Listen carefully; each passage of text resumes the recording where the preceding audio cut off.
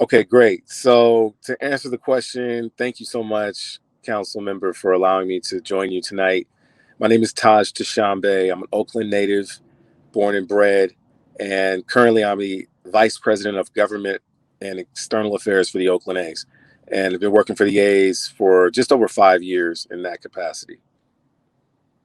Outstanding. So, Taj, you weren't at the town hall. I notified folks through my social media pages and my newsletter that I was going to have a town hall just to give updates on um, the community benefits aspect of this process. Something that I'm deeply concerned about. It doesn't seem like we've been really clear on what that means and what it means in terms of the A's investment. And so in that town hall, we also had a conversation about a potential ballot measure for Oakland voters to decide whether this process should include taxpayer money. Have you heard anything about that? Yes, I'm aware of the previous town hall that you held, but I have not gotten a full report of the outcome of the conversation. There is no there's it's just a conversation at this particular point. But I've tried to bring community voice into this process as much as possible. I know there's pros and cons. People are like, well, the council should make this decision. This is not something that should go to voters. This would be expensive. And the A's can potentially flood the marketplace with their version of the story, and then people wouldn't know what to support. So it is right now, it's just in the conversation stages. There's nothing set in stone, but it is something to consider. Do you think it is a positive thing to get more people throughout the city of Oakland involved in and weighing in on whether or not taxpayer money should be put into this project? And is this a taxpayer funded project or is it a fully financed project by the Oakland A's? Because there's two different stories that are going around. Sure. Well, I'll do my best to respond to your question. I think first and foremost, it is our desire to, get something done with the city as soon as possible, and not delaying any other, action that would cause the project to, at this stage, just not have a solution and a resolution. We've been working on this project and this particular site for nearly 4 years. So I think, at this point, we should know when there's been an opportunity for many voices to be seen and heard in this process. Myself, the A's collectively have, done tremendous amounts of community outreach and engagement in East and West Oakland and everything in between. So at this stage, I think it's really up to the powers that be to make a decision on what should actually, you know, come forth. So when you say the powers that be, that's basically the city council, then the Oakland City That's Council. correct. Yeah, the elected leaders, the The elected elected leaders. should make a decision, but the A's haven't said that they support or agree with or are bought into the existing um, term sheet. So if they're, how do we move forward if the A's haven't concretely agreed to the terms that have been put forward to date?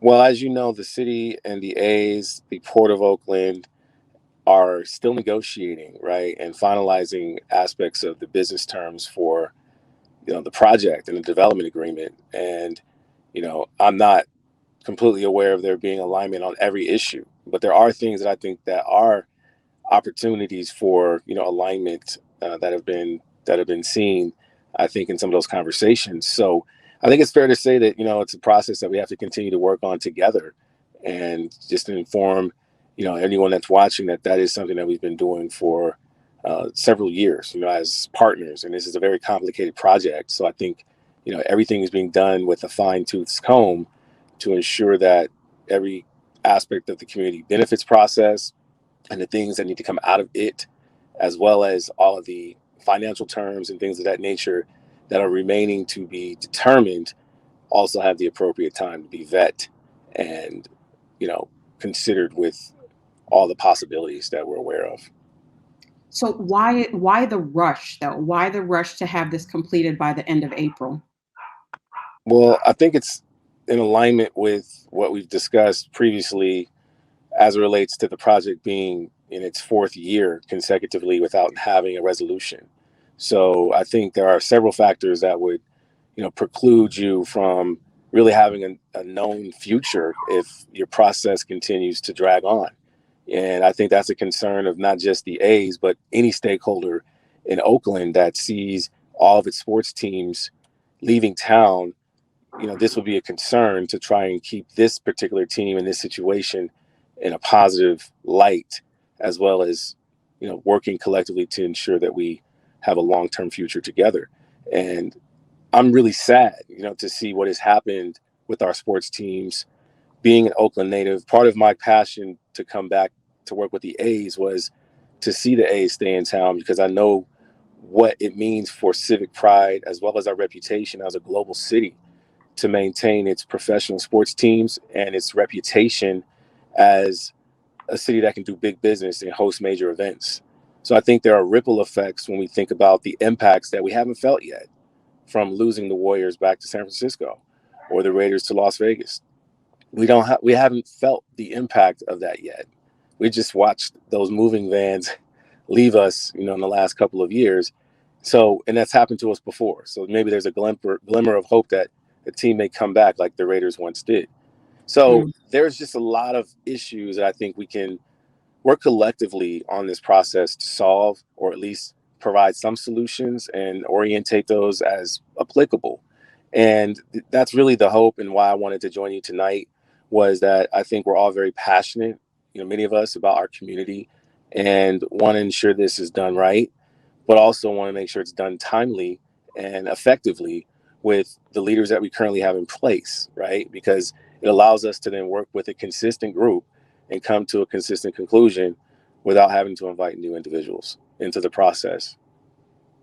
Well, I will say I thank you for sharing that perspective. And the individuals that I want to bring into this process are the individuals that are going to have to be responsible for the tax burden years to come into the future. And once again, this is still something that's in the conversation phases. It's not anything that's set in stone. But once again, there has been no concrete agreement on what the terms are moving forward, because once again, we have not had those concrete agreements that have come forward from the A side.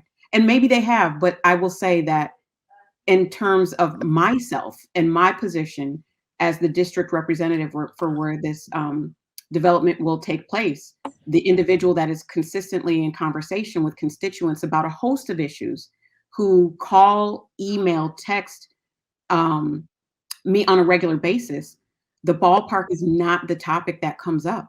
When I get phone calls from my district about being prideful about the city and about District 3, it's about having a clean city, having a safe city, having a city that's traversable by foot and by bike, to addressing the potholes and some of the other infrastructure issues that are claiming lives of residents throughout Sure, District 3. So those are the issues that people talk about, and they feel like they can't have pride in the city if the city is not housing its homeless population. sure. And so I'm just sharing with you what I'm hearing as the district representative. And to this date, I think I've had one conversation with Cavill, and you were a part of that conversation as well. And that was when I first took office. I think it was maybe in January or February of 2022. So can you share why it is that the A's management and leadership team doesn't feel the necessity of having a conversation with me? Well, I definitely think we want to continue to have conversations with you. And, we've also participated in other events together, such as tours of Howard Terminal, with constituents and some of your other colleagues, over the last several months. So I think it's important for us to continue to have healthy dialogue and to build as many relationship bridges as possible. And as you know, council member, my service to Oakland is beyond the A's. I also serve as chair of the Jack London Improvement District. And it's very important to me that as a member of D3, from that perspective, we have a sustainable approach on how we want to protect our region as well as improve the region. And I think at this particular stage, the ballpark itself, we've discussed the possibility of that being a part of Jack London, as an extension with Howard Terminal, and how that could help revitalize Jack London Square in a way that it has never seen its potential to become a destination for East Bay, as well as entire Bay Area and regional and beyond audiences to come to Oakland and enjoy our waterfront. And so when I think about our waterfront from a commercial district compared to San Francisco, it's night and day. There's over 30 miles of accessible public access along the peninsula of San Francisco, while there's less than 10% of that available in Oakland. And so when we think about this particular site, it is important to think about its impact beyond just the A's and what we're discussing in terms of a ballpark and its impact. It's also the community access that this generates, which we've never had before. And I think we're so used to not having anything like this that the opportunity for something like it sounds so unbelievable. And I just want us to get over the sticker shock of we can have this. This is ours. We deserve something like this as a city, as a community, right?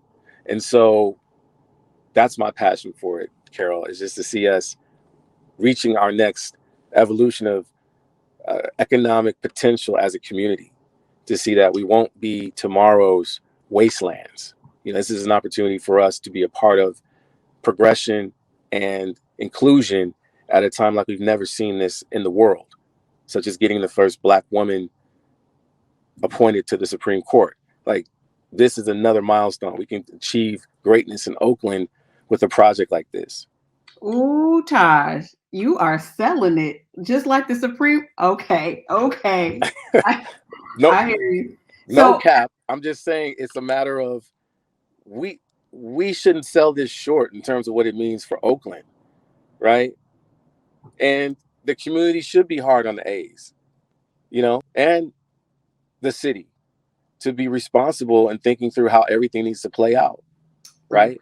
So it's good. The agitation has to happen so change is actually made, right? And inclusion does happen. However, we do need to move forward, right? It's critical that even with the agitation and criticism of the project and its terminology, why don't we move to a place of this actually could see a benefit to our community if certain things can be done to support the community. right. That's If really it.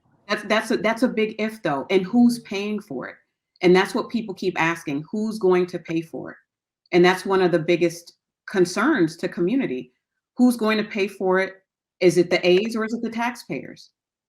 Right. Well, listen, we have stated that there are also major impacts to infrastructure that this project requires. And I'm just going to say really briefly on this. I'm probably the only person that has worked for the A's, the Port of Oakland, and city government as an intern, all at the same time. I interned for Barbara Lee. Then I went to work 2 days a week as a special assistant to Harold Jones, who was the director of communications at the port. I used to work with Deborah Flint too. And then on special occasions, I got an opportunity to intern for the A's. So I've worked for all of these organizations over my career in some capacity. And what I can say is at this stage, it's going to require everyone's participation, right? There's not a lack of skin in the game. And I think the way things have been portrayed is that this requires public money. Well, everything requires some sense of infrastructure, tax-based dollars if you're doing public works. And so this is also a public works project where we're improving our infrastructure that needs to be improved anyway. We have people walking across the train tracks, right? We have people that don't have the necessary access to certain opportunities in our backyard. We need more job creation. We have to do much to improve the corridor anyway in Jack London Square. And our streets have potholes already, as you stated. If you try to drive on Howard Terminal right now with your car, you'd have to like do this puzzle, maze to avoid all the potholes to get into the site. So is that acceptable? Is that what we want our No, streets to look like no, today? no, it is not acceptable, but why is that the priority over 14th Street or Broadway or Telegraph or Market Street? It, Why they're why all would priorities. I think they're all priorities, and well, it's but everything is that's a not the priority. A's responsibility to solve that. That's Correct. It's cor I don't disagree with you. It is not the A's responsibility to solve all of the problems in the city of Oakland. But then why should public dollars be used to prioritize that area if public dollars can be used to solve some of the other more pressing issues in the city? well, that's a great question for you as the elected leader Right. in this That's why district, right? exactly, Now, if exactly. I were in your shoes, I would answer the question differently. So I don't have an answer for you. That's I feel like your responsibility and your colleagues to make those determinations. We are making a proposal that we think is beneficial to the city, beneficial to the A's and our community and our fans. We want to keep the A's in town. That's what this has been about, you know, from day one. And this project really would not have any opportunity to exist if we didn't create these ideologies around the economic impact and what money goes towards. What we're just describing are essentially future dating what Oakland's value and revenue and economic impact would be if this project were to take place. And so, it's not a project that is essentially building a stadium, as the Coliseum renovations may have been done in the past, and that caused tremendous stress and anxiety and poor financial planning. I think there are scars from previous deals that have affected the consciousness around brokering sports and entertainment deals in the future and how that impacts communities. And so I think that's where the rub is, Carol. If I had to be completely transparent with you, I think Oakland has been wounded from bad deals in the past. And now I think there's an opportunity to, in some minds, right the wrongs of the past. So we have to, put this one through a different process, vice grip, so that it doesn't cause us any heartache 25, 30 years from now. Right. And And, that's what I'm going to do. I'm committed to doing that. And Taj, you don't have that much time right, I'm sorry. with us. What time do you have to? I have to actually depart in about 5 minutes. Okay, so I'm gonna, if anyone has any questions for Taj that they would like to ask, um, go ahead and drop them in the chat. I see they're not necessarily questions for me, but I'll go through the questions and comments that are directed at me after Taj leaves us. So here's a question that says, why haven't the A's agreed to the city's terms yet? Well, because every aspect of the deal has not been completely negotiated. Okay, so okay, because every aspect has not been completely negotiated yet. So that we have to circle back to that. And I hope to be able to have some more conversations with you about this, but not just you, with the folks who are making decisions, because they make time to meet with the mayor. The mayor does not have a vote on the city council. And I think, once again, I'm going to keep saying it, that Taj, I think you are a great person. I think you're really easy to deal with. And I think it's important that there's a collective conversation with not just yourself, but with other members who are on the news and in the media consistently talking about the project, who are in dialogue with the mayor and other city staff, so that it is an equitable process, because leaving out the district council member, it is not that. And so you're going to hear me being more and more vocal about that piece as well. So I just wanted to let you know. I honestly shouldn't have to be reaching out to you all as the district representative. You all should be reaching out to me. And once again, you've been really available, but it's only been you. And I think that needs to change. So I'm just going to kind of leave that with you. Okay. Are there any Loud and clear. are there any other questions for Taj before he has to jump and we bring on our next guests? Are the A's going to agree to the affordable housing requirements? I didn't say these are going to be easy questions, Taj. Sure. Yes, at some point that's a part of the negotiation process. And we're hopeful that we can reach an agreement with the city when the time comes. Okay. So it sounds like the answer is yes when the time Well, comes. no. What I'm saying is that's an aspect that is still under negotiation. So I'm hopeful I'm that it's sorry. I negotiated. misheard. I misheard that. I'm sorry. Um, Okay, it's not concluded. how many more questions you want to take so I can be I can take maybe two more questions, two more quick questions. two more quick questions. Taj, can you tell us how many jobs this project would create? Wow, that number. Um, let me think about it now. It's broken down into a couple of different categories. Like one is construction jobs and like the temporary jobs. I believe it's 2,500 to 3,000 construction jobs, and then after that, with the workforce development, it's like over 7,000 jobs directly on the site, and it could expand. I think over 15 to 20,000 with the impact. And how will this impact the port workers, the longshoremen's jobs? Because that's How will also it been a impact huge longshoremen? contention. Do I'm you not know? aware of any direct impact to uh, loss of longshoremen jobs. Okay.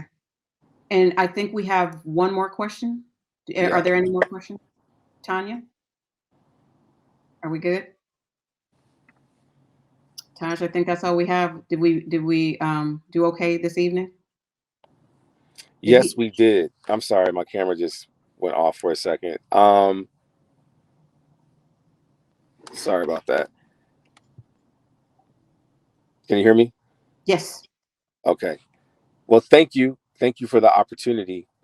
I really appreciate you sharing this opportunity with me and just giving us a chance to talk, and let's continue the dialogue.